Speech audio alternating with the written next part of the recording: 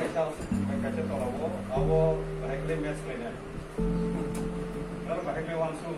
अपन match